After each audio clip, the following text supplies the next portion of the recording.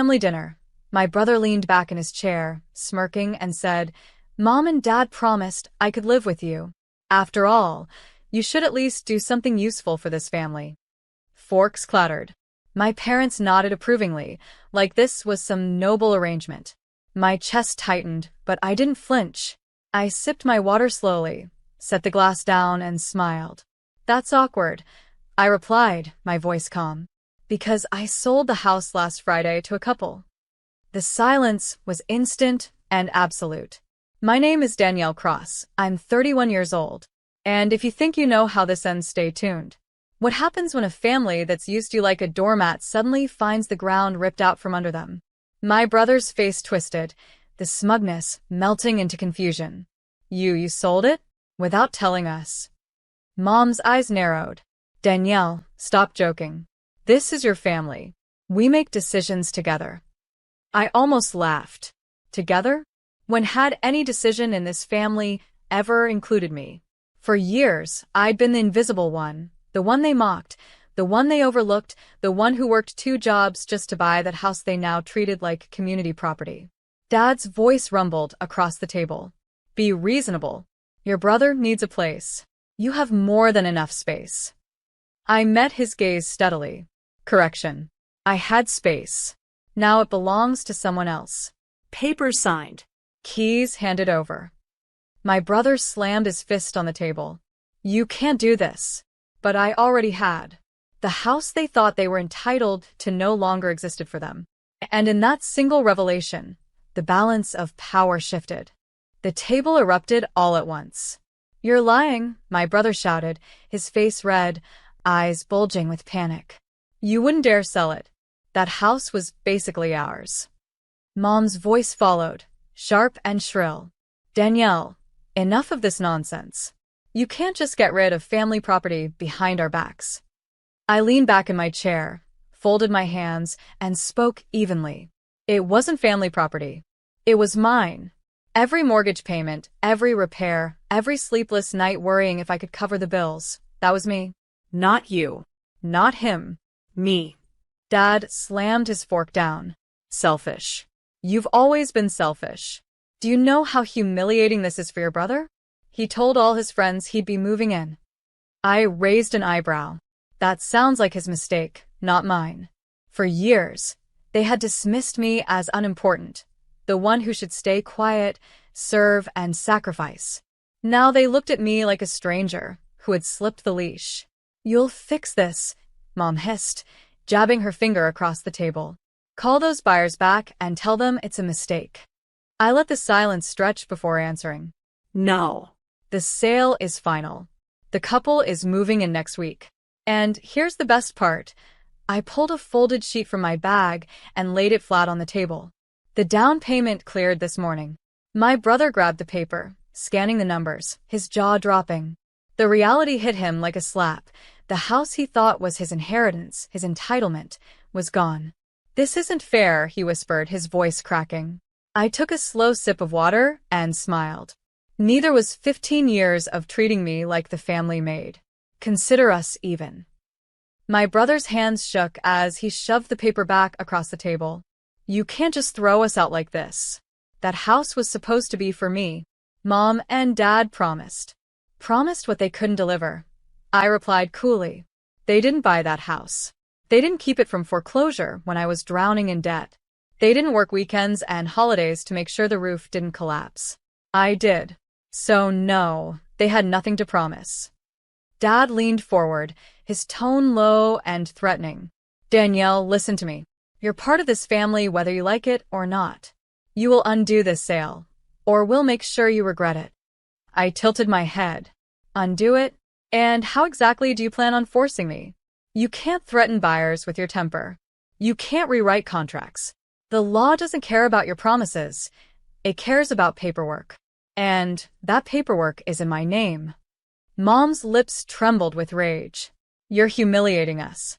Do you understand how this looks to everyone? Your sister the queen, your brother ready to settle, and you, acting like a selfish little traitor." I almost laughed. "You've humiliated me for years, Mom. Whispering at dinners, calling me the cook, telling relatives I was the one who never measured up. But guess what? I measured up enough to sell a house you all thought you owned. My brother's voice cracked, desperate now. So, what? You're just gonna leave us homeless? I leaned across the table, my voice soft but sharp. You're not homeless. You have your own house, your own life. This was never yours. The only difference now is I stopped letting you pretend it was. The dining room felt smaller, the walls pressing in as the weight of my words sank into them. My brother fidgeted with his napkin, shredding it into tiny pieces. Mom clutched her wine glass, so tightly I thought it might shatter. Dad's jaw worked like he was grinding stone. Finally, Mom broke the silence. You think you're clever? Selling behind our backs? You've ruined everything. Do you know what people will say when they find out you betrayed your own blood? I met her glare. People will say I finally grew a spine. And if they ask why, I'll tell them the truth. About how my family treated me like staff at every holiday, how my sister was the golden one, how my brother was handed everything while I scraped by alone. My brother snapped. Lies. You're twisting everything. Mom and Dad always supported you. I laughed, sharp and humorless. Supported me? You mean mocking me for being single? Using me as free childcare? Demanding I cook while you all sat at the table pretending I didn't exist? That's not support. That's exploitation. Dad slammed his hand on the table, rattling the dishes. Enough. You will respect this family. I leaned forward, my voice low and steady. Respect is earned, Dad. And you lost mine years ago. I stood, gathering my things. The house is gone. The sale is legal. And when that couple moves in next week, you'll finally understand what it feels like to lose something you thought you controlled. My brother's voice cracked as he shouted after me, You'll regret this, Danielle. But as I walked out the door, the cool night air hit my face, and I smiled. For the first time, it wasn't me drowning in regret. The fallout hit faster than I expected. By the end of the week, my phone buzzed with messages from relatives. What happened to dinner? Your parents look devastated. Another cousin whispered, Your brother's been telling everyone you cheated him out of his future. I didn't bother correcting them. I knew the truth would surface soon enough. Meanwhile, Mom left me a voicemail every morning. Her voice bounced between fury and desperation. Call the buyers back. This is your chance to fix things. The next day, do you realize how this makes us look? Your sister is mortified. But the last message chilled me most. Dad's voice, low and venomous. If you think you can cut us out, you're mistaken. We'll take what we're owed. Owed. That single word made me laugh out loud in my kitchen. For years, I'd owed them everything. My time, my labor, my silence. But now? I owed them nothing. What they didn't know was that the sale of the house wasn't just about escape. It was about strategy. The profits weren't sitting idle in a bank account.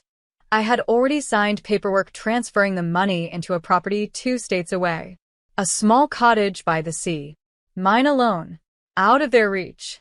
That Friday, my sister called, her voice dripping with sarcasm. Congratulations, Danielle. You've destroyed this family. Was it worth it? I smiled into the receiver. Every penny. I hung up before she could answer, staring at the deed resting on my desk. Their claws couldn't touch me anymore. The house was gone, the money protected, my freedom sealed. For the first time, I felt untouchable. The following week, they showed up unannounced. I spotted them through the window.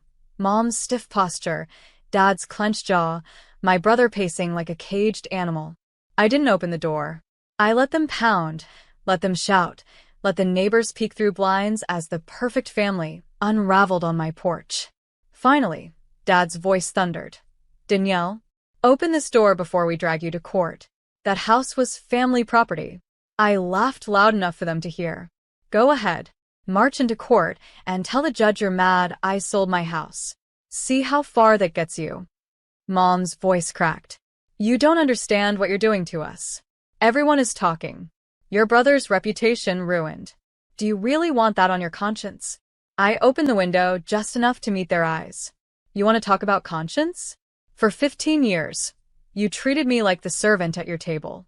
You paraded my sister as the queen, handed my brother everything he wanted, and called me useless unless I was serving you. Now, you want me to carry your shame too? Not anymore. My brother lunged toward the window, his face flushed. You'll regret this, Danielle. You can't cut us out forever. I tilted my head, calm. Watch me. Then I slid the window shut, drew the curtains, and let their pounding fade into nothing. Minutes later, their car screeched away, leaving skid marks on the street. I sat back on the couch, heart pounding, not with fear, but with triumph. They were desperate, powerless. And for once, I was the one holding the keys. The collapse came slowly at first, like hairline cracks in glass, then all at once. By summer, word had spread. My parents' friends whispered about the family feud. My brother's coworkers snickered behind his back, joking about how he'd bragged of moving into a house that wasn't his. My sister's carefully curated image as the perfect daughter wilted under the glare of relatives who now knew the truth. And I hadn't leaked a single thing. I didn't need to. Their arrogance had done the work for me. One evening, an aunt called. Danielle, I used to think you were cold. But now I see. They took advantage of you. We all did. Her voice cracked. I'm sorry. Her words didn't erase the years, but they felt like oxygen in a room I'd been suffocating in for too long. Meanwhile, Mom left another message, different this time. Claire. She stopped herself, then corrected. Danielle. We need to talk. This has gone too far. Please. Too far? I thought.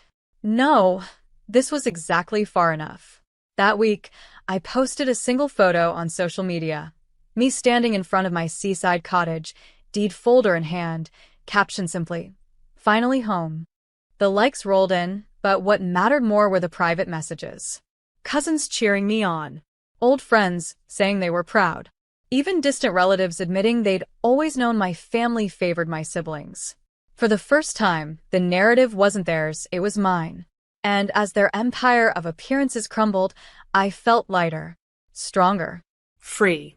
They wanted to control me with shame. Instead, they ended up choking on their own.